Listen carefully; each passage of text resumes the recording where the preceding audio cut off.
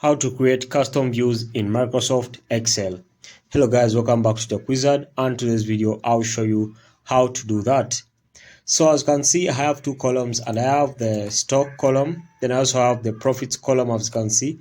So let's assume I want to show my clients only the stock column and I want to hide the profits column. So to hide the profits column, or to create this view whereby I'll be showing my clients only the profits column, I'll first come to this column over here, then I'll right click, then I'll click on hide. Okay, so after that, as you can see, I'll finish hiding this column, but I need to come to view option here, I mean on the view tab, then I'll come to custom views, then I'll come to add. Okay, then as you can see, I'll put the name for this view, then I'll name it as client. So after naming it as client, I'll click on OK.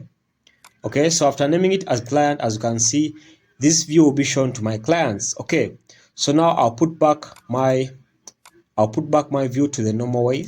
Okay, so just come and highlight here, then you click on unhide. Okay, so let's assume I want to show my boss all this. I want to show him profits and also stock. Okay, so to create another view for my boss, I'll come to view, then come to custom view, then I'll come to add, then I'll name it as boss, as you can see, then I'll click on OK. And as you can see, I've finished creating my view for my boss. So to see this view, I'll just come to view, then I come to custom views, then I come to show.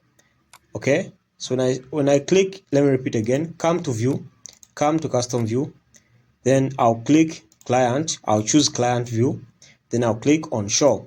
So as you can see, if I choose client view, the profits will disappear. Okay, but if I go back and I choose the view which has boss over here, this one here, then I click on show, as you can see, the profits will now appear.